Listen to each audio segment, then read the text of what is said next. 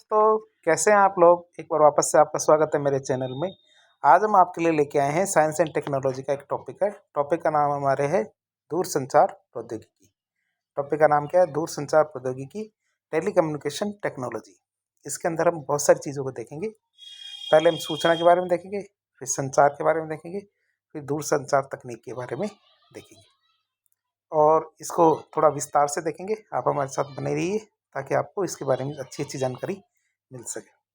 सबसे पहले देखेंगे सूचना मतलब इन्फॉर्मेशन क्या होती है। कोई भी फालतू की बात इन्फॉर्मेशन नहीं हो सकती है। हर वो बात जिसका कोई मीन होता है, अर्थात जिसका कोई मतलब होता है, वही सूचना कहलाएगी। अर्थात सूचना क्या होती है? सार्थक मतलब मीनिंगफुल, और जो हमारे प्रसंस्कृत आंकड़े होते हैं मतलब प्रोसेस्ड डेटा होता है, इनको हम क्या बोलते हैं? सूचना कहते हैं। तो सूचना किसे कहेंगे? परीक्षा में आ जाए आपके तो क्या बताना आपको? सार्थक या प्रसंस्कृत आंकड़ों को सूचना कहा जाता है। अब हम बात करेंगे संचार किसे कहते हैं या फिर कम्युनिकेशन किसे कहते हैं। जब सूचना को एक स्थान से दूसरे स्थान तक हम ट्रांसमिशन या संप्रेषण करते हैं तो इसे हम क्या कहते हैं? संचार कहते हैं। जब हमारा मन करता है हम फ़ोन लगा देते हैं, फ़ोन मिला देते हैं, तुरंत सामने वाले बंदा चाहे वो 1 किलोमीटर दूर हो चाहे 1000 किलोमीटर दूर, तुरंत हम उनसे बात कर सकते हैं। अर्थात हमने क्या किए? एक स्थान से दूसरे स्थान पर सूचना का संप्रेषण कर दिया है। इसी बात को हम क्या बोलते हैं? कम्युनिकेशन या संचार कहेंगे। अब हम बात करेंगे दूर संचार तकनीक या टेलीकम्युनिकेशन टेक्नोलॉजी की बात करें तो एक ऐसी तकनीक जिससे हम कम समय में लंबी दूरी तक कम समय में लंबी दूरी तक सूचनाओं का विश्वसनीय संप्रेषण करें। अर्थात ऐसा संप्रेषण जो बदले नहीं। जैसे हमने किसी से बात की तो बात वही जाके पहुंचनी चाहिए जैसी हमने की है, तभी उसे हम क्या कहेंगे? दूरसंचार तकनीक। अर्थात ऐसी तकनीक जिसमें कम समय में लंबी दूरी तक सूचनाओं का विश्वसनीय या रिलायबल जो संप्रेषण किया जाता है उसे हम क्या बोलते हैं? दूरसंचार तकनीक कहेंगे। अब हम बात करेंगे संचार का एक आधारभूत मॉडल, अर्थात ऐसा मॉडल जो हमारी पूरी दुनिया के अंदर माना जाता हो तो इसे हम क्या कहेंगे? बेसिक मॉडल क्या होता है हमारा कम्युनिकेशन का। तो जो बेसिक मॉडल होता है हमारा कम्युनिकेशन का, तो इसमें बेसिक 6 चीज़ें होनी जरूरी है। कितनी? 6 चीज़ें होनी जरूरी है। पहला तो होता है इसके अंदर इनपुट सिग्नल होना चाहिए, फिर ट्रांसड्यूसर होना चाहिए, फिर मॉड्यूलेटर, फिर ट्रांसमीटर, रिसीवर और डीमॉड्यूलेटर। अर्थात ये 6 चीज़ें होनी चाहिए जरूरी है। किसमें? हमारे जो आधारभूत मॉडल होता है संचार का, उसके अंदर 6 चीज़ें होनी जरूरी है। अब इनके बारे में एक एक करके बातचीत करते हैं। सबसे पहला आता है इनपुट सिग्नल क्या होता है। इनपुट सिग्नल क्या होता है? इनपुट सिग्नल वो सूचना होती है जिसका हमें संप्रेषण करना है। अर्थात हम बेसिक देख रहे हैं। सबसे पहले मैं आपको इसका एक डायग्राम के थ्रू कुछ बेसिक समझा देता हूँ कि होता क्या है। कि जैसे सबसे पहले क्या होता है कि कोई भी व्यक्ति है, वो है क्या है? जैसे मान लो ये एक्स व्यक्ति है, ये एक्स व्यक्ति अपनी सूचनाओं को वाई व्यक्ति है, ठीक है, इस तक पहुंचाना चाहता है। तो सबसे पहले इनपुट संकेत आते हैं, वो ट्रांसड्यूसर के पास आते हैं। फिर वो ट्रांसड्यूसर क्या करता है कि उसको मॉड्यूलेटर पे ले जाता है, मॉड्यूलेटर से ट्रांसमीटर, ट्रांसमीटर से रिसीवर, रिसीवर से डीमॉड्यूलेटर, डीमॉड्यूलेटर से ट्रांसड्यूसर, और फिर यहाँ से हमारे जो इच्छित व्यक्ति होता है उस तक वो संकेत चले जाते हैं। आप इसको जब हम डिटेल से पढ़ेंगे तो इन चीज़ों को ठीक से समझ पाएंगे। तो हम आपको डिटेल से बताते हैं, एक बार वापस आपको इन मैप से समझाएंगे, आप समझ जाएंगे, चिंता ना करें।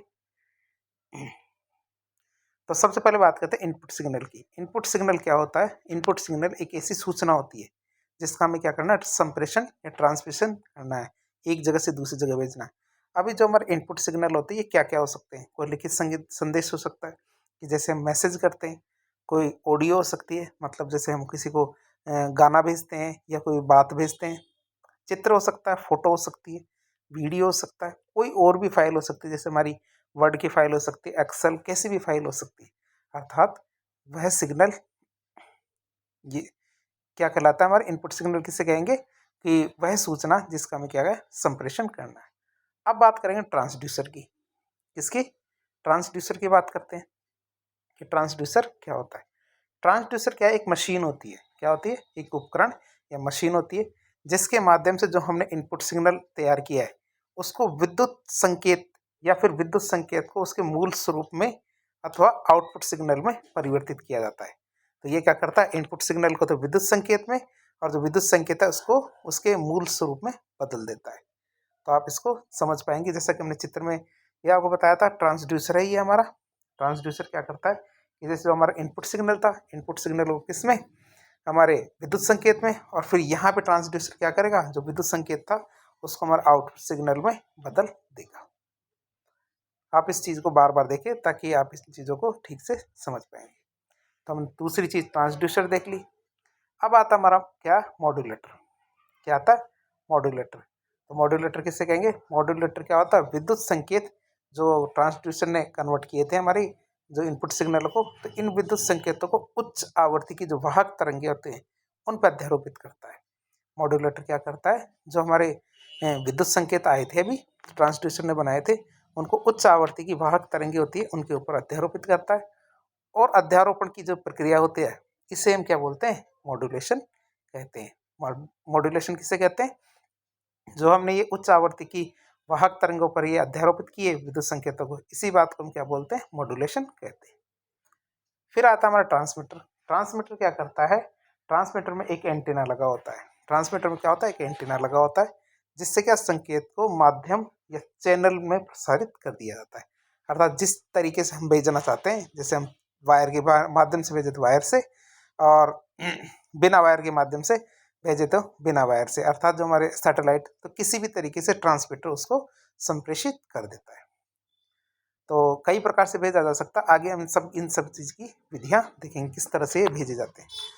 फिर अब क्या आएगा, रिसीवर आएगा। ठीक है, ट्रांसमीटर ने भेज दिया, अब रिसीवर क्या लेगा, रिसीवर भी इसको रिसीव करता है। रिसीवर क्या करे, रिसीवर में भी एक एंटीना लगा होता है, ट्रांसमीटर में भी एंटीना लगा होता है, रिसीवर में एंटीना लगा होता है, जो क्या करता है, माध्यम या चैनल से जो प्राप्त संकेत है उसको ले लेगा। ठीक है, माध्यम या चैनल से क्या संकेत प्राप्त करता है। उसके आगे हमारा क्या लगा होता है, डीमॉड्यूलेटर। क्या लगा होता है, डीमॉड्यूलेटर। तो डीमॉड्यूलेटर क्या करता है, जो वाहक तरंगे, जो उच्च आवृत्ति की वाहक तरंगे थी उनसे विद्युत संकेतों को अलग करेगा। ये क्या करेगा, जो उच्च आवृत्ति की जो वाहक तरंगे थी इनसे विद्युत संकेतों को अलग करेगा, और इस प्रक्रिया को हम क्या बोलते हैं, डीमॉड्यूलेशन कहते हैं। क्या बोलते हैं, डीमॉड्यूलेशन। तो अभी हमने आपसे थोड़ी देर पहले एक मॉड्यूलेटर था, ये हमारा डीमॉड्यूलेटर है। अर्थात एक मशीन ऐसी है जो दोनों काम करती है। कैसे, एक तो मॉड्यूलेशन का काम भी करती है और एक डीमॉड्यूलेशन का काम भी करती है। तो ऐसी मशीन को क्या बोलते हैं, मोडेम। ठीक है, तो परीक्षा में आपसे पूछ लिया जाए मोडेम क्या होता है, तो मोडेम क्या है, एक ऐसा उपकरण होता है जिसका उपयोग क्या, मॉड्यूलेशन और डीमॉड्यूलेशन दोनों कामों के लिए किया जाता है। क्या, मॉड्यूलेशन और डीमॉड्यूलेशन दोनों कामों के लिए किया जाता है। तो उस मशीन को हम क्या बोलते हैं, मोडेम कहते हैं। और नॉर्मली आपने जो कंप्यूटर के पास देखे होंगे लगे हुए, तो ये मोडेम ही होते हैं जो मॉड्यूलेशन और डीमॉड्यूलेशन दोनों ही करते हैं। तो हमने एक बार चित्र से आपको वापस दिखाते हैं आपको इस चीज़ को, कि सबसे पहले क्या हुआ, कोई भी एक्स व्यक्ति है, कि जैसे कोई एक्स व्यक्ति है, ये अपनी कोई फोटो इस वाई व्यक्ति को भेजना चाहता है। क्या है, इस वाई व्यक्ति को भेजना चाहता है। तो फोटो को हमने इमेज लिया, इमेज क्या है, हमारा इनपुट संकेत है। थोड़ा इसको जूम कर दे ताकि आप इसको ठीक से देख पाएंगे, कि इसको ठीक से देखेंगे। तो सबसे पहले हमारा एक्स व्यक्ति है, एक्स व्यक्ति वाई को एक फोटो भेजना चाहता है, तो हमारा इनपुट संकेत क्या हुआ, वो फोटो। ट्रांसड्यूसर क्या करेगा, जो इसको, जो फोटो थी, इस फोटो को क्या करेगा, विद्युत संकेतों में कन्वर्ट कर देगा। ट्रांसड्यूसर क्या करेगा, ये जो फोटो थी इसको किस में कन्वर्ट कर देगा, विद्युत संकेत में कन्वर्ट कर देगा। ये हमने साफ साफ लिख भी रखा है। ट्रांसड्यूसर क्या करता है, जो इनपुट सिग्नल है इसको विद्युत संकेत में कन्वर्ट कर देता है। अब विद्युत संकेत क्या करते हैं, मॉड्यूलेटर के पास आते हैं। क्या करते हैं, विद्युत संकेत किसके पास आएंगे, मॉड्यूलेटर के पास। मॉड्यूलेटर क्या करेगा, इसको उच्च आवृत्ति की जो वाहक तरंगे उन पे अध्यारोपित कर देगा। क्या करेगा, उच्च आवृत्ति की जो वाहक तरंगे उस पर अध्यारोपित करके ट्रांसमीटर को दे देगा। अब ट्रांसमीटर क्या करता है, या तो तार के माध्यम से या सैटेलाइट के माध्यम से क्या करेगा, उसको आगे बढ़ा देगा। क्या करेगा, जो उच्च आवृत्ति की वाहक तरंगे थी उनको आगे बढ़ा देगा। ये हमने माध्यम है, माध्यम कैसा भी हो सकता है, सैटेलाइट भी हो सकता है, तारों के माध्यम से भी हो सकता है, तो किसी भी तरीके से हो सकता है। अब आता हमारा रिसीवर। रिसीवर क्या करता है कि जो हमने उच्च आवृत्ति की वाहक तरंगों पे जो हमने संकेत भेजे हैं उन वाहक तरंगों को अपने पास रिसीव करता है, प्राप्त कर लेगा।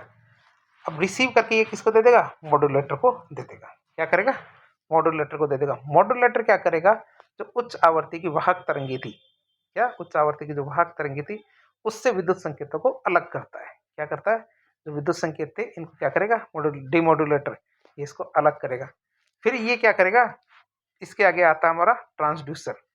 ट्रांसड्यूसर क्या करेगा? जो विद्युत संकेत थे उन विद्युत संकेतों को जो आउटपुट सिग्नल है उसमें कन्वर्ट करेगा और हमारे जो वाई व्यक्ति है उसको वो फोटो मिल जाएगी। तो एक तरह का ये पूरा पूरा सिस्टम है जो पूरी दुनिया में इसी तरह से चलता है। आप यदि इस चीज़ को एक बार और देखेंगे रिवाइंड करके तो आप इसको ठीक से फिर से समझ जाएंगे। ज़्यादा मुश्किल नहीं है ये। तो ये बेसिक मॉडल कहते हैं इसको कम्युनिकेशन का। अब हम बात करते हैं बहुसंकेतन किसे कहेंगे। किसे? बहुसंकेतन या मल्टीप्लेक्सिंग किसे कहते हैं। पहले के टाइम पे आपने देखा होगा कि जैसे जो आपके जो बड़े लोग हैं, बड़े का मीन्स जो आपसे कम से कम 10 से 15 साल बड़े हैं, उनसे आप जब पूछेंगे कि उनके टाइम पे मोबाइल कैसे चलते थे तो वो कहते थे कि भैया हमारे टाइम में तो मोटे मोटे मोबाइल होते थे। जब बात करते थे तो पहले हम फ़ोन करके बोलते थे एक्सटेंशन पे जाके, फिर वो बुलाते थे, फिर उसके बाद कैसे फ़ोन आए, मोटे मोटे फ़ोन आते थे जिससे केवल हम बात कर सकते थे। फिर उसके बाद क्या हुआ तो वो कहते थे कि इसके बाद फिर ऐसे फ़ोन आने लगे जिससे हम मैसेज कर सकते थे। फिर तीसरा फिर ऐसे फ़ोन आने लगे जिसमें हम कलर भी आने लगे फ़ोनों के अंदर। पहले तार वाले फ़ोन होते थे, फिर एंटीने वाले फ़ोन थे, फिर मोटे मोटे फ़ोन, फिर नोकिया 1100 आया, फिर नोकिया 1616 आया जिसमें आपने यदि किसी ने वो सांप वाला गेम खेला हो तो खेला हो। तो इस तरह धीरे धीरे फिर फ़ोन में क्या मैसेज के साथ साथ क्या होगा, इंटरनेट भी चलने लग गया। इंटरनेट के साथ साथ फिर इंटरनेट में भी फिर पहले तो क्या होता था कि इंटरनेट चलाते थे जब फ़ोन नहीं होता और फ़ोन करते थे जब इंटरनेट नहीं चलता था। फिर बाद में जैसे LTE आ गया तो उसमें इंटरनेट और मोबाइल फ़ोन दोनों सारे के सारे काम हो सकते हैं। फिर आना उसके बाद जैसे वीडियो, ऑडियो, पिक्चर, ये तो आप सोचते हैं ये तो बहुत आसान काम है, पहले से चलता होगा, लेकिन ये ऐसा नहीं था हमेशा से। ये धीरे धीरे पीढ़ी अनुसार, समय के अनुसार धीरे धीरे इस तकनीकी में विकास हुआ है। तो अब विकास के चरण में एक शब्द आता है बहुसंकेतन। कौन सा आता है? बहुसंकेतन। बहुसंकेतन का मतलब होता है कि पहले तो क्या है, एक टाइम पे एक ही चीज़ भेजी जाती थी। जैसे आवाज़ जा रही है तो आवाज़ ही जाएगी, वीडियो जा रहा है तो वीडियो ही जाएगा, ऑडियो जा रहा है तो ऑडियो जाएगा, मैसेज जा रहा है तो मैसेज जाएगा। लेकिन अब के ज़माने में ऐसा संभव नहीं है। क्यों? क्योंकि अब दुनिया फास्ट हो गई। अब दुनिया क्या चाहती है? सभी चीज़ें जानी चाहिए एक साथ। क्या होना चाहिए? सभी चीज़ें एक साथ जानी चाहिए। अब इसके लिए क्या मल्टीप्लेक्सिंग होना ज़रूरी है। तो देख लेते हैं, जब एक से अधिक इनपुट सिग्नल, अर्थात क्या है, हमें एक ही टाइम पे वीडियो भेजना है, ऑडियो भेजना है, टेक्स्ट भेजना है और भी 2-3 चीज़ें और भेजनी है। तो एक से अधिक हमारे पास इनपुट सिग्नल है, इनको क्या करेंगे, हम एक साथ जोड़ देंगे और एक आउटपुट सिग्नल बना देंगे। क्या करेंगे? एक आउटपुट सिग्नल बना देंगे। इसी प्रक्रिया को हम क्या बोलते हैं? बहुसंकेतन कहते हैं। अब हम देखें, बहुसंकेतन के लिए जिस उपकरण का उपयोग किया जाता है उसे हम कहते हैं मल्टीप्लेक्सर। क्या कहते हैं? उसे मल्टीप्लेक्सर कहते हैं। जो बहुसंकेतन का कार्य करता है उस मशीन को क्या बोलते हैं? मल्टीप्लेक्सर कहते हैं। बहुसंकेतन की प्रक्रिया के व्युत्क्रम या रिवर्स प्रोसेस को डीमल्टीप्लेक्सिंग कहते हैं। अर्थात जो एक आउटपुट सिग्नल हमने बनाया था उससे सारे के सारे सिग्नलों को अलग अलग करने का काम कौन करता है? डीमल्टीप्लेक्सिंग। अर्थात जब एक इनपुट सिग्नल को एक से अधिक आउटपुट सिग्नल में बनाया जाता है तो इस प्रक्रिया को हम डीमल्टीप्लेक्सिंग कहते हैं। अब चित्र से आप इसको समझ जाएंगे कि जैसे ये चित्र है, चित्र के अंदर हमने देखिए बहुत सारी लाइनें हैं। एक लाइन का मतलब हमने टेक्स्ट भेजा, एक लाइन के दूसरी लाइन का मतलब हमने एक वीडियो भेजा, तीसरे का मतलब हमने एक ऑडियो भेजा, चौथे का मतलब एक फ़ोटो भेजी। तो इस तरह हमने क्या एक साथ बहुत सारी चीज़ें भेजी। अब मल्टीप्लेक्सर क्या करेगा, इन सभी जो चीज़ें थी हमारे जो इनपुट संकेत थे इनको जोड़ देगा और एक ही आउटपुट संकेत बना देगा। क्या करेगा? एक आउटपुट संकेत बना देगा। अब ये क्या करे, आउटपुट संकेत दूसरे मोबाइल के पास पहुंच गया, उसमें क्या लगा हुआ है? डीमल्टीप्लेक्सर लगा हुआ है। तो ये क्या करेगा? सब सिग्नलों को अलग अलग कर देगा। क्या करेगा? सब सिग्नलों को अलग अलग कर देगा। वीडियो को वीडियो में भेज देगा, ऑडियो को ऑडियो में, मैसेज को मैसेज में, फ़ोन को फ़ोन में। तो डीमल्टीप्लेक्सर क्या करेगा? सबको अलग अलग करके आगे बढ़ा देता है। तो इस प्रक्रिया को हम क्या कहेंगे? मल्टीप्लेक्सिंग कहते हैं। तो मल्टीप्लेक्सर और डीमल्टीप्लेक्सर ये दोनों के दोनों कार्य होते हैं। अब हम बात करेंगे विद्युत संकेतों की। तो हमने देखे जो विद्युत संकेत होते हैं कितने तरह के होते हैं। हमने देखा था ना, संकेत संकेत जो हमारे इनपुट सिग्नल होते हैं इनको हम क्या करेंगे, विद्युत संकेतों में कन्वर्ट कर देते हैं। तो सबसे पहले हम देखते हैं विद्युत संकेत की। तो विद्युत संकेत कितने प्रकार के होते हैं? विद्युत संकेत कितने प्रकार के होते हैं? 2 प्रकार के। एक को तो हम कहते हैं अनुरूप, दूसरे को कहते हैं अंकीय। अंग्रेजी में कहे अनुरूप को तो हम कहेंगे एनालॉग, अंकीय को कहेंगे हम डिजिटल। परीक्षा में पूछा जाए तो कई बार क्या परीक्षा में इनमें अंतर भी पूछा जाता है, तो आपको पता होना चाहिए जो हमारा डिजिटल और एनालॉग होता है, अनुरूप होता है, इनमें क्या अंतर होता है। अब किस आधार पे ये अंतर करते हैं उनको देखते हैं, किसमें एनालॉग और अंकीय दोनों एनालॉग और डिजिटल में क्या अंतर है। सबसे पहले संकेत में क्या अंतर होता है। अनुरूप जो संकेत होते हैं, अनुरूप विद्युत संकेत होते हैं, ये क्या होते हैं, सतत होते हैं। क्या होते हैं, कंटिन्यूअस होते हैं। कैसे होते हैं, सतत होते हैं, और इनमें एकाएक उतार चढ़ाव नहीं आता, जैसे चलते रहते हैं वैसे ही चलते रहते हैं, जैसे कि ये इसमें आप देख सकते हैं, इसमें कोई उतार चढ़ाव नहीं आ रहा, जैसा चल रहा है वैसा का वैसा ही चल रहा है, अचानक कुछ भी नहीं होता है। इसे हम क्या कहेंगे, इसे हम कहेंगे एनालॉग। दूसरा आता है हमारा कौन सा, डिजिटल। डिजिटल मतलब अंकीय विद्युत संकेत के 0 और 1, क्या 0 और 1 के रूप में क्या एक असतत संकेत होता है, मतलब डिस्क्रिएट सिग्नल होता है, अतत ये लगातार नहीं होता, इसमें अचानक उतार चढ़ाव आते रहते हैं। जैसे कि ये एक सिग्नल है, अचानक 1 आया ऊपर चला गया, ये चलो, अचानक 0 आया नीचे चला गया, फिर 0 आगे बढ़ा, फिर 1 आया ऊपर फिर नीचे, तो अचानक इसमें ऊपर नीचे चलता रहता है। तो ये हमारा डिजिटल होता है। डिजिटल में नीचे का मतलब तो क्या होता है, 0 होता है, ऊपर का मतलब 1, फिर 0 फिर 1 फिर 0 फिर 1। तो ये कैसे चलता है, 0 और 1 के रूप में चलता है, और इसमें क्या लगातार नहीं चलता है, और अचानक इसमें क्या होते हैं, उतार चढ़ाव भी आते रहते हैं। तो आपको इसी तरह से इसका जवाब देना है, चित्र भी आपको यही बनाना है। कौन सा, एनालॉग के लिए तो ये लहर वाला, और जो हमारे अंकीय डिजिटल है उसमें इसी तरह बॉक्स वाला बनाना है। बात करें दोनों संकेतों की, दोनों संकेतों की प्रकृति देखें तो इसकी प्रकृति तो एनालॉग की प्रकृति तो सरल होती है, डिजिटल की प्रकृति कैसी होती है, जटिल होती है, कॉम्प्लेक्स इसकी प्रकृति है। एक तो की तो प्रकृति सरल है, दूसरी की प्रकृति कैसी है, जटिल है। तीसरी बात करें इनकी गुणवत्ता की, तो गुणवत्ता की बात करें तो जो एनालॉग सिग्नल होते हैं, जो हमारे विद्युत संकेत होते हैं, ये इनकी गुणवत्ता कम होती है, अपेक्षाकृत कम होती है, जबकि इसके मुकाबले जो डिजिटल होते हैं इनकी गुणवत्ता थोड़ी ज़्यादा होती है, अच्छी होती है। तो पहले के टाइम पे यदि आप हमारे पुराने आदमियों से पूछे होंगे जो आपसे 10-15 साल बड़े, कि जब वो फ़ोन पे बात करते थे तो उनकी आवाज़ में खर खर खर खर की आवाज़ आती थी, कई बार फ़ोन कट जाता था। क्यों, क्योंकि उनकी गुणवत्ता क्या कम होती थी। शोर की बात करें तो इसमें शोर ज़्यादा होता था, पहले क्या आवाज़ साफ भी नहीं आती थी। अब क्या, अब तो क्लियर आवाज़ आती है, अब तो तुरंत पहचान जाते हैं, नंबर भी सेव नहीं करेंगे तो आप आवाज़ से पहचान सकते हो कि सामने वाला बंदा कौन है। बात करें ऊर्जा ह्रास की, जैसे हमने कोई बात कही और उसको विद्युत संकेतकों में एनालॉग में कन्वर्ट कर दिया। एनालॉग क्या करता है, एक जगह से दूसरी जगह तक जब वो संकेत लेके जाएगा तो वो धीरे धीरे जाते जाते उसकी ऊर्जा धीरे धीरे, जैसे मान लो कि 100 हर्ट्ज से ऊर्जा गई तो पहुंचते जब तो 10 हर्ट्ज ही रह जाती है, अर्थात आवाज़ साफ नहीं आएगी। इसमें क्या होता है, ऊर्जा ह्रास बहुत कम होता है, लेटेंसी बहुत कम होती है, कि ऊर्जा ह्रास इतना कम होगा कि सामने वाले को एहसास भी नहीं होगा कि इसमें कोई कमी आई है। फिर आता हमारा प्रदर्शन या रिप्रेजेंटेशन, तो इसे ज्यात तरंग के द्वारा प्रदर्शित करते हैं और इसे वर्ग तरंग के द्वारा प्रदर्शित करते हैं। ज्यात तरंग का मतलब जैसे ये होता है, इसको ज्यात तरंग कहते हैं। और जो हमारा वर्ग की बात करें, वर्ग स्क्वायर की, तो वर्ग स्क्वायर में ऐसा होता है, तो वर्ग स्क्वायर ऐसा होता है, तो आप इसको बना भी सकते हैं चाहे तो।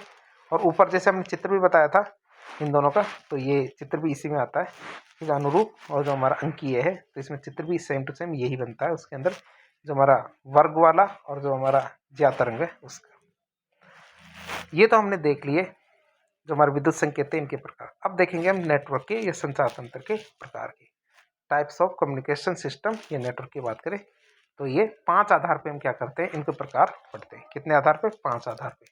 पहला होता है हमारा होस्ट की भूमिका के आधार पे। किसके आधार पे, होस्ट की भूमिका के आधार पे संचार तंत्र के प्रकार देखें, द बेसिस ऑफ होस्ट। तो माध्यम के आधार पे बेसिस ऑफ मीडियम, परास के आधार पे बेसिस ऑफ रेंज, क्षमता के आधार पे देखें तो बेसिस ऑफ कैपेसिटी, और अनुमति के आधार पे देखें तो द बेसिस ऑफ एक्सेस। तो ऐसे करके हम संचार तंत्र या नेटवर्क को हमने क्या 5 आधारों पे इसको पढ़ेंगे। सबसे पहले हम इसका चार्ट देख लेते हैं। चार्ट के माध्यम से आप इसको थोड़ा याद भी कर सकते हैं। क्यों? क्योंकि कई बार चार्ट तो नहीं पूछा जाता, नहीं तो लेकिन आप इसको समझने के लिए आपकी बेहतरी रहेगी। सबसे पहले देखिए संचार तंत्र की। संचार तंत्र को हमने होस्ट के आधार पे, माध्यम के आधार पे, परास के आधार पे, क्षमता, अनुमति, इसके आधार पे इसको 5 भागों में बांटा। होस्ट के आधार पे हमारे 2 प्रकार का होता है संचार तंत्र। एक तो पीयर टू पीयर, एक होता है हमारा क्लाइंट सर्वर। क्या होता है? एक तो हमारा पीयर टू पीयर होता है, एक होता है हमारा क्लाइंट सर्वर। दूसरा देखिए संचार तंत्र तो माध्यम के आधार पे। माध्यम के आधार पे जब संचार एक जगह से दूसरी जगह किया जाता है तो ये 2 तरह से होता है। एक तो हमारा वायर के माध्यम से अर्थात तारों के माध्यम से होता है, दूसरा बिना तारों के, जैसे हमारे मोबाइल फ़ोन होते हैं। तो मोबाइल फ़ोन में जब संचार एक जगह से दूसरी जगह करते हैं तो इसमें तार काम नहीं आते, तो ये वायरलेस होता है। वायर्ड की बात करें तो 3 तरह के तार होते हैं, कोक्सियल केबल, ट्विस्टेड पेयर और ऑप्टिकल फाइबर। क्या? कोक्सियल केबल, ट्विस्टेड पेयर और ऑप्टिकल फाइबर। तो ये हम 3 तरह के देख लिए हमने। कौन से? वायर्ड वाले। फिर वायरलेस की बात करें तो वायरलेस भी 2 तरह के होते हैं। क्या होते हैं? वायरलेस भी 2 तरह के होते हैं। एक तुम्हारा लॉन्ग रेंज वाला होता है और एक शॉर्ट रेंज वाला होता है। लॉन्ग रेंज के अंदर तो हम हो सकता है कि जयपुर से दिल्ली बात कर रहे हो, या फिर दिल्ली भी नहीं कर रहे तो हम क्या है न्यूयॉर्क बात कर रहे हो, लंदन बात कर रहे हैं। तो इतना लॉन्ग हो गया कि हमें स्काई का इस्तेमाल करना पड़ेगा, सैटेलाइट का इस्तेमाल करना पड़ेगा। शॉर्ट का मतलब ये है कि हम कमरे के कमरे में बात करना चाहते हैं। क्या? कमरे के कमरे में, छोटी छोटी दूरियों पे, दूसरे कमरे में, छत से नीचे, एक ही बिल्डिंग में, एक ही कॉलेज के अंदर, एक ही कैंपस में। तो इतनी इसमें इसके लिए किसको काम में लेते हैं? शॉर्ट रेंज वाले, जो हमारे कम्युनिकेशन वाला होता है उसको काम में लेते हैं। तीसरा आधार आता है हमारा कौन सा? परास के आधार पे। परास के आधार पे हम देखते हैं तो इसको 3 भागों में 4 भागों में बांटते हैं। पीएन पैन मतलब पर्सनल एरिया नेटवर्क, लैन का मतलब एलएन लैन, लैन का मतलब local area network, MN MAN, MAN यानी क्या होता है? Metropolitan area network. फिर आता है हमारा वैन, डब्ल्यूएन मतलब वाइड एरिया नेटवर्क। फिर आता है हमारा क्षमता के आधार पर। क्षमता के आधार पर हम इसको 3 भागों में बांटते हैं। क्षमता मतलब जो हमारा बैंड है उसके आधार पर 3 बैंड होते हैं। एक तो बेस बैंड होता है। क्या होता है? बेस बैंड होता है। दूसरा होता है वॉइस बैंड होता है। क्या होता है? वॉइस बैंड, जिसमें हम क्या है फ़ोन ही कर सकते हैं, बातचीत ही कर सकते हैं और कुछ नहीं कर सकते। फिर आता है हमारा ब्रॉडबैंड। ब्रॉडबैंड में क्या है, हम नेट भी चला सकते हैं, बातचीत भी कर सकते हैं, सारे काम कर सकते हैं। फिर कम्युनिकेशन की बात करें तो कम्युनिकेशन के आधार पे में 5वां आता है हमारा अनुमति के आधार पे। अनुमति के आधार पे 3 प्रकार का हमारा नेटवर्क होता है, संचार तंत्र होता है। एक तो हमारा इंटरनेट होता है, पूरी दुनिया चलाती है, इंट्रानेट होता है, और एक होता है हमारा एक्स्ट्रानेट। हम इन सभी के बारे में डिटेल से पढ़ेंगे। क्या करेंगे? हम इन डिटेल से इन सबको पढ़ेंगे। आप हमारे साथ बने रहेंगे तो आपकी समझ अच्छी तरह से विकसित होगी। अब हम एक एक करके इनको पढ़ना शुरू करते हैं। सबसे पहला आता हमारा कौन सा? होस्ट की भूमिका के आधार पर। किसकी? होस्ट की भूमिका के आधार पर संचार तंत्र के प्रकार देखें, मतलब the basis of the host. सबसे पहले होस्ट की बात करें तो होस्ट होता क्या है?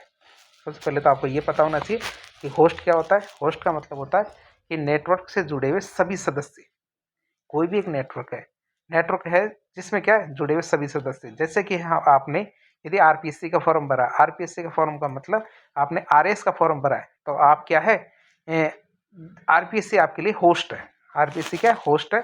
और हम सब क्या हैं जिन्होंने फॉर्म लगाया इसके लिए, हम सब उसके सदस्य हैं। तो नेटवर्क जिससे क्या है जुड़े सभी सदस्य या उपकरण को होस्ट का कहा जाता है। नेटवर्क से जुड़े हुए सभी सदस्यों और जो उपकरण होते हैं उनको क्या कहा जाता है? होस्ट। भूमिका के आधार पर देखें तो होस्ट भी 2 प्रकार के होते हैं। क्या होते हैं?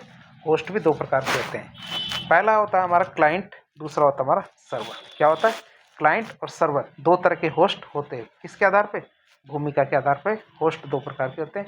एक तो हमारा क्लाइंट होता है, एक हमारा होता है सर्वर। सबसे पहले आता है क्लाइंट। क्लाइंट किसे कहते हैं? वो होस्ट जो सेवाएं प्राप्त करता है।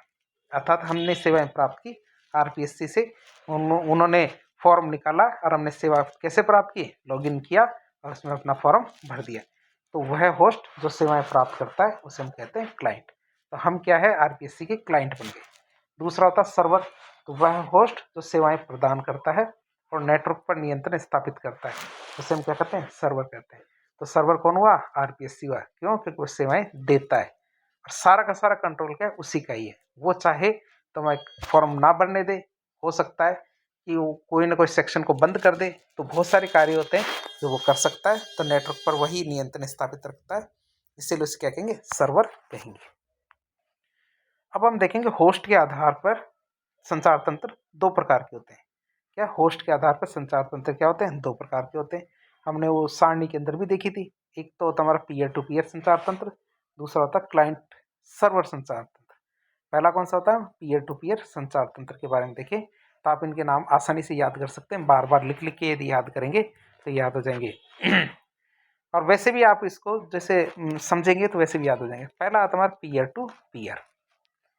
पीयर टू पीयर का मतलब होता है, कई बार क्या होता है, शाणे दोस्त होते हैं। शाणे दोस्त का मतलब यदि 6 दोस्त है, अब 6 दोस्त में जैसे मान लो ये कंप्यूटर है, ये भी सारे सारे दोस्त ही मान लीजिए, और सारे सारे दोस्त क्या कहते हैं, हम किसी से कम नहीं है। कम क्या है, हम किसी से कम नहीं है, हर कोई ज्ञान दाता है, हर कोई ज्ञान दे रहा है, हर कोई ज्ञान ले रहा है। क्या होता है, हर कोई ज्ञान दे रहा है, हर कोई ज्ञान ले रहा है, हर कोई अपनी बात कर रहा है, सुन रहा है, कह रहा है। तो इस तरह क्या है, इसे कहते हैं पीयर टू पीयर। इसमें सबके सब ज्ञान देने वाले हैं और सबके सभी ज्ञान लेने वाले हैं, कोई इंपॉर्टेंट नहीं है और कोई भी कमतर भी नहीं है। क्या है, इसमें पीयर टू पीयर संचार तंत्र कहलाएगा। तो मतलब कैसा, कि ऐसा संचार तंत्र जिसमें कोई भी होस्ट, क्लाइंट और सर्वर दोनों की भूमिका निभा सकता है। मतलब सेवा देने वाला और सेवा लेने वाला कोई भी बन सकता है। कभी भी देने वाला कभी सेवा लेने वाला बन जाता है, कभी लेने वाला देने वाला बन जाता है। इसे हम क्या कहते हैं, पीयर टू पीयर संचार तंत्र। दूसरा आएगा हमारा कौन सा, क्लाइंट सर्वर। कौन सा, क्लाइंट सर्वर। इसमें क्या, ज्ञान देने वाला, इसका मतलब सेवाएं देने वाला तो कोई एक होता है। क्या होता है, सेवाएं देने वाला तो कोई एक होता है, और लेने वाले हमारे जैसे गरीब लोग बहुत सारे होते हैं। तो ये हमारे बहुत सारे गरीब लोग हैं जो सेवा लेने वाले होते हैं, और ज्ञानी बाबा कोई एक बीच में बैठा होता है जो अपना ज्ञान बांटता रहता है। तो इसे हम कहते हैं क्लाइंट सर्वर नेटवर्क। तो दो तरह के नेटवर्क देखे हमने, पीयर टू पीयर संचार तंत्र, दूसरा क्लाइंट सर्वर संचार तंत्र।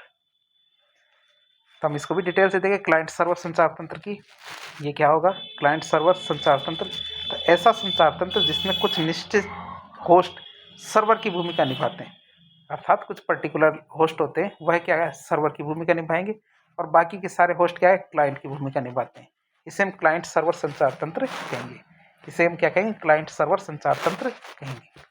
अब बात करें क्लाइंट सर्वर संचार तंत्र में, सर्वर की क्षमता बहुत ज़्यादा होनी चाहिए। कई बार आपने सुना होगा कि जो था आरपीएससी का जो साइट है वो क्रैश हो गई। कई बार क्या होता है, जैसे रिजल्ट्स आते हैं, 10वीं का रिजल्ट आ गया, तो हमारी जो राजस्थान बोर्ड की साइट होती है वह क्रैश हो जाती है। क्यों, क्योंकि अचानक क्या है कि जैसे इतना लोड वह नहीं ले पाती, क्या इतनी कैपेसिटी उसकी नहीं है कि इतने लोग एक साथ उस पर लॉग इन कर सके। तो क्या कई बार क्या होता है कि ऐसी चीज़ों से बचने के लिए जो हमारा सर्वर होता है, कौन सा, क्लाइंट वाला, तो उसकी कैपेसिटी बहुत ज़्यादा होनी चाहिए, और उसकी क्षमता भी कैसी होती है, बहुत ज़्यादा होनी चाहिए। और इसके लिए क्या करेगा, बहुत बड़े बड़े ऑपरेटिंग सिस्टम का उपयोग करता है, जैसे कि हमारे लाइनेक्स, यूनिक्स, इस तरह के ऑपरेटिंग सिस्टम का उपयोग करता है। तो आपको दोबारा बता दें, तो ऐसा संचार तंत्र जिसमें कुछ निश्चित होस्ट क्या करते हैं, सर्वर की भूमिका निभाते हैं, और बाकी के सारे क्या करते हैं, क्लाइंट की भूमिका निभाते हैं। क्लाइंट सर्वर संचार तंत्र में सर्वर की क्षमता बहुत ज़्यादा होती है, ठीक है, और उच्च क्षमता वाले जो उसमें क्या है, ऑपरेटिंग सिस्टम भी काम में लिए जाते हैं, जैसे कि हमारे यूनिक्स है, लाइनेक्स है। तो इस तरह के ऑपरेटिंग सिस्टम को उनको उपयोग करना पड़ता है। यदि ऐसे जो ऑपरेटिंग सिस्टम वो उपयोग नहीं करेंगे तो उनका जो सर्वर है वो क्रैश भी हो सकता है। कि जैसे कि हमारे ज्ञानी बाबा यहाँ बैठे हैं, बीच में पीले कलर वाले ज्ञानी बाबा है जो सबको ज्ञान दे रहे हैं। ज्ञानी बाबा जो ज्ञान दे रहे हैं वो सर्वर कहलाएंगे, और जो ज्ञान ले रहे हैं वो क्या कहलाएंगे, हमारे क्लाइंट कहलाएंगे। तो आप इसको वहाँ से ऐसे भी देख सकते हैं। तो पहला हमने देख लिया होस्ट के आधार पे। अब देखेंगे हम माध्यम के आधार पे। किसके आधार पे देखेंगे, माध्यम के आधार पे, अर्थात द बेसिस ऑफ मीडियम। माध्यम के आधार पे देखें तो संचार तंत्र दो प्रकार के होते हैं। कैसे, दो प्रकार के होते हैं। एक तो वायर्ड कम्युनिकेशन सिस्टम, दूसरा होता है वायरलेस कम्युनिकेशन सिस्टम। वायर्ड का मतलब जिसमें हम कम्युनिकेशन या संचार कर रहे हैं तारों के माध्यम से। वायरलेस मतलब जिसमें तारों का इस्तेमाल नहीं किया जा रहा, जैसे हमारे मोबाइल होते हैं। तो हम इसके बारे में एक एक करके देखें। पहला आता हमारा वायर्ड वाला। क्या, वायर्ड वाला। वायर्ड की बात करें तो वायर्ड कम्युनिकेशन सिस्टम भी तीन तरह के होते हैं। अर्थात कम्युनिकेशन में जब वायर काम में लेते हैं तो वैसे वायर भी तीन तरह के होते हैं। पहले को हम कहते हैं ट्विस्टेड पेयर, जिसे हिंदी में कहते हैं युग्मित तार। दूसरा होता है हमारा कॉक्सियल केबल, जिसे कहते हैं समअक्षीय तार। और तीसरा होता है हमारा ऑप्टिकल फाइबर, जिसे कहते हैं प्रकाशीय तत्व।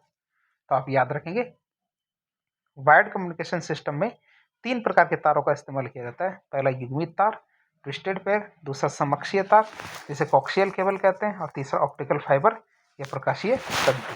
तो एक एक करके इनके बारे में देखते हैं। पहला आता है हमारा कौन सा, युग्मित तार, जिसे ट्विस्टेड पेयर कहते हैं।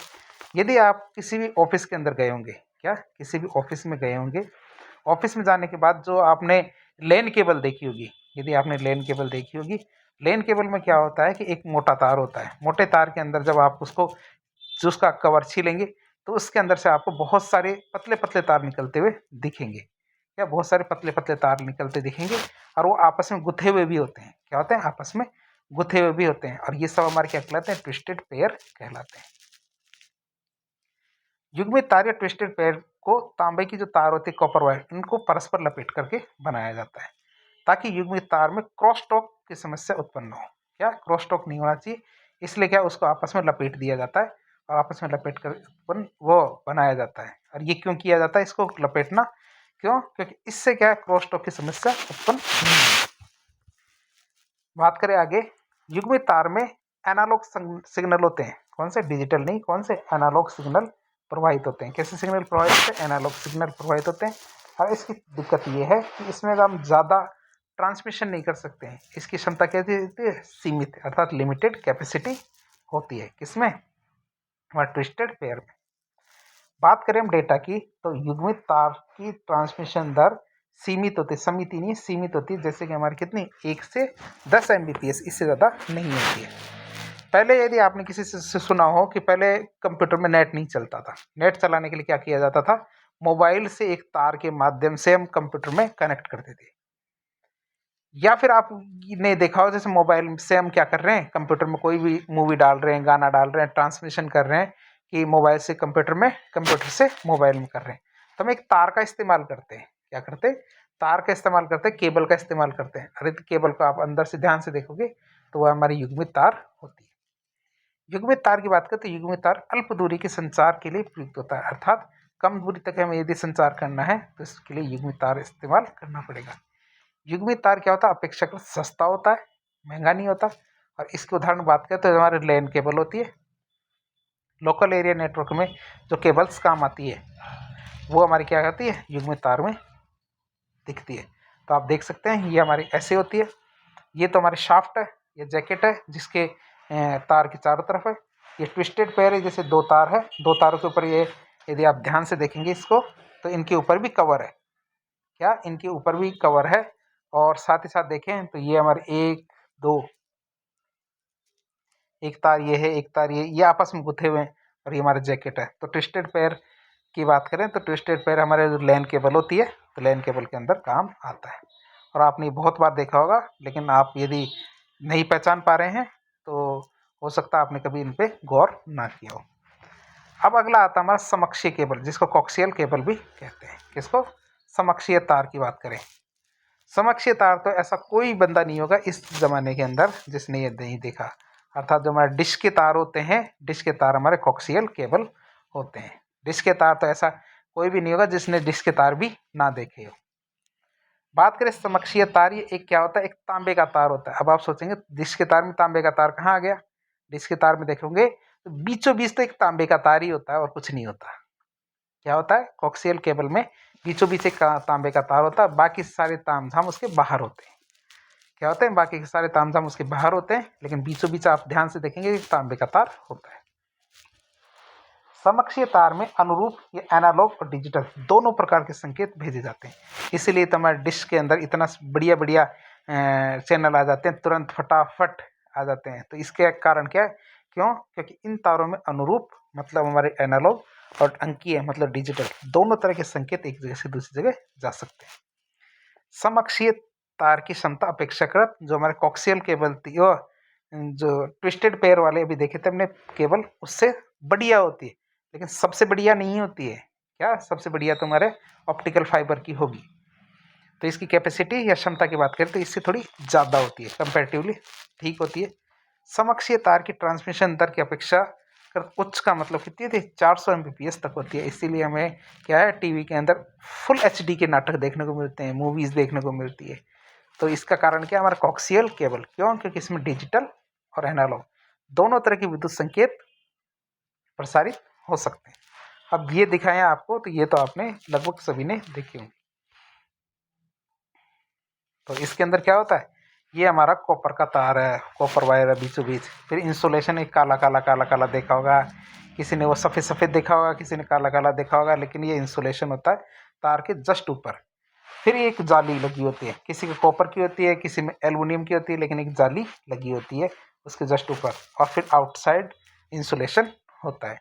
तो इस तरह की चीज़ें आपने बहुत बार देखी होगी। यदि आपने नहीं देखी तो अभी जाके अपना डिश का वायर एक बार निकाल के ज़रूर देखिएगा उसको कि किस तरह से वह बना हुआ है। लेकिन वापस लगा भी दीजिएगा, नहीं तो मार पड़ सकती है।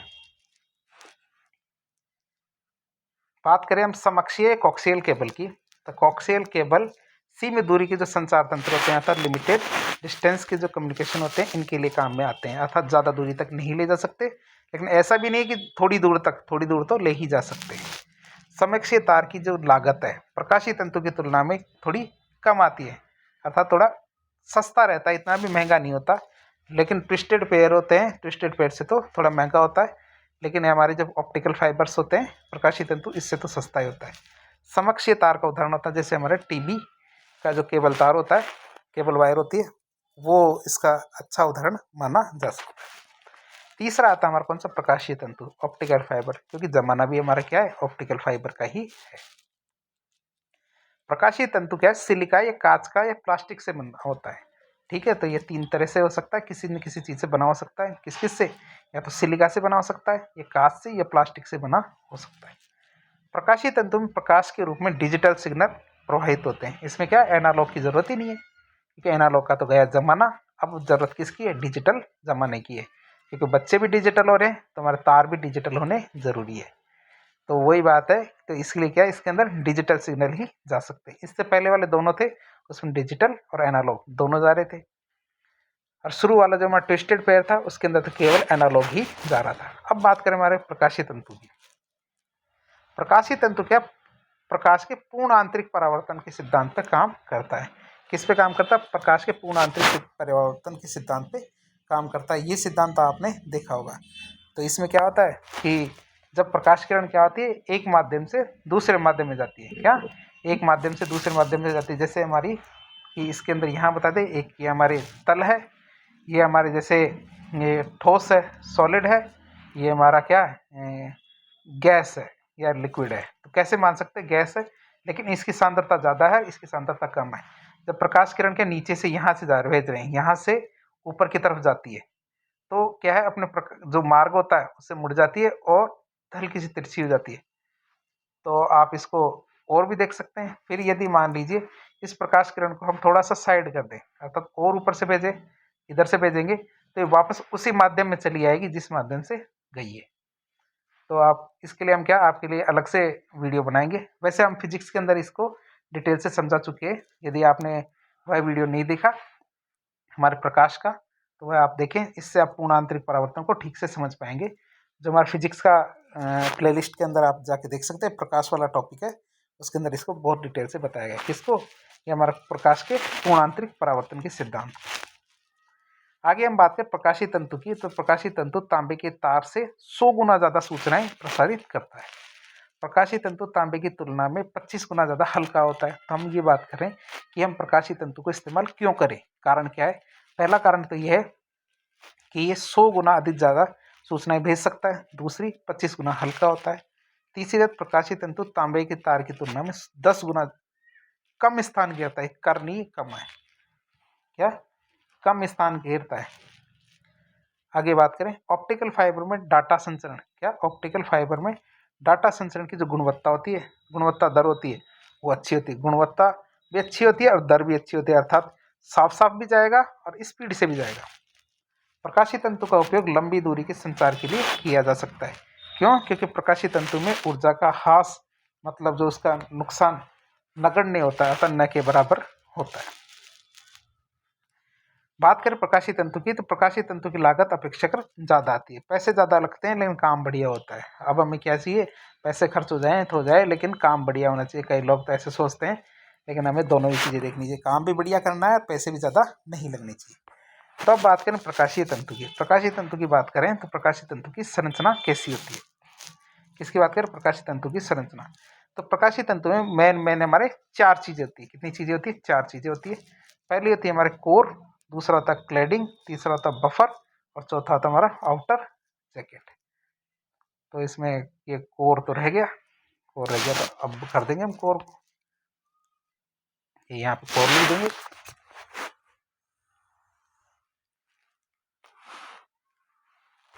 ये CORE,